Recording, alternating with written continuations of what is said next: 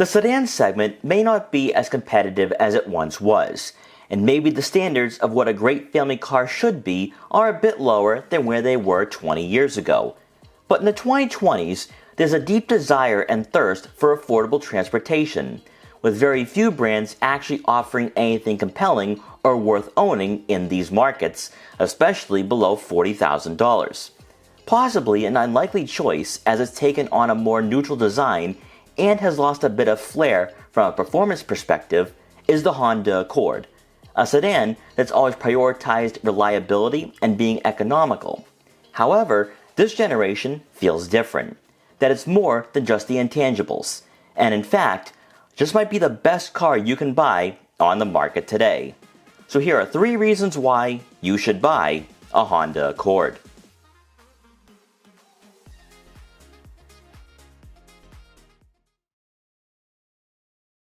The family sedan has become a bit obsolete in the eyes of some shoppers, but also in the automotive industry in general.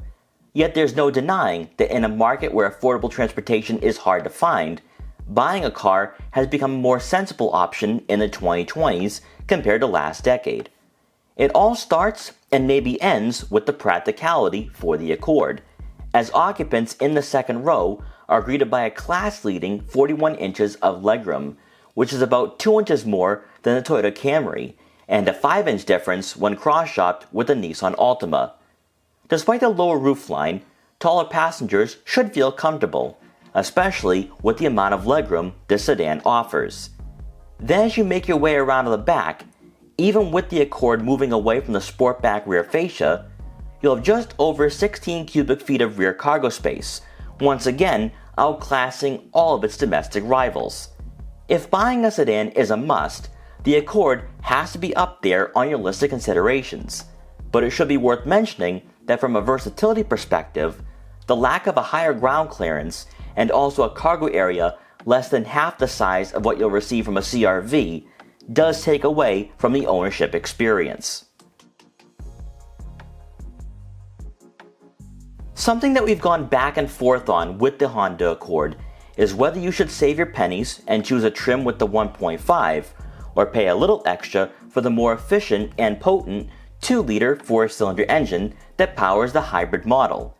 Having test-driven both, you really can't go wrong with either powertrain, but we do believe it will all boil down to the transmission.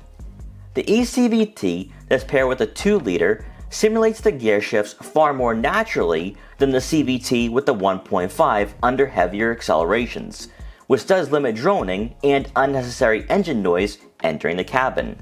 However, unlike the CR-V, neither power plant is lethargic by any means, providing more than enough to pass slower drivers on the highway.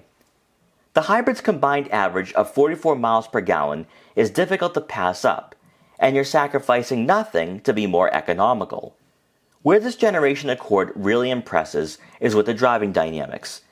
While in typical Japanese fashion, you won't have the tightest or firmest steering, the Accord's on-road demeanor does resemble more expensive sedans, and that's further enhanced by a comfortable and forgiving suspension that helps you glide over the pavement. Because Honda dropped the V6 and manual, enthusiasts haven't been hesitant to voice their opinions about the lack of feedback and performance. But with this segment pushing towards electrification, if you want an engaging driving experience, you will have to go with the Honda Civic Si or Type R. As we transition to the interior, this is where Honda has really transformed their brand, and more specifically, the Accord, as the dashboard layout and technology resembles vehicles that are in a different price bracket. Despite the LX and EX coming equipped with a smaller 10-inch touchscreen, which isn't as in-depth as what you'll experience with the Sport Hybrid trim and above with the upgraded 12-inch display, the quick access buttons mounted just beneath the screen and physical dials for the volume and tuning will certainly be more user-friendly compared to what we're beginning to see from rivals. Because Honda is taking tech very seriously, if you do choose a trim with the 12-inch touchscreen, you'll find the head unit to be very intuitive, but also surprisingly responsive for a car in this class. But more noteworthy has to be the full digital gauge cluster, that not only showcases a list of information, but also you can customize this display to your liking by individually changing each dial by using the buttons mounted on the steering wheel. For most cars in the mainstream midsize sedan segment, rivals are still utilizing analog instrument displays, consequently pushing Honda to the forefront in regards to interior technology, especially at $30,000. From a comfort standpoint, whether you opt for the cloth or leather upholstery, these seats provide a lot of support, but it's the attention to detail that has us coming back for more that's not seen in non-luxury sedans. The fact you have a classy dashboard design and wide center console truly elevates the ownership experience, and is almost unheard of at this price point, outside the Volkswagen Passat and brand new Hyundai Sonata. Whether you're buying a Touring or an EX, there's no doubt that you'll love what this car is offering for this generation. We hope you enjoyed this quick buyer's guide for the Honda Accord. Please like, comment, share, and subscribe for more videos like this one.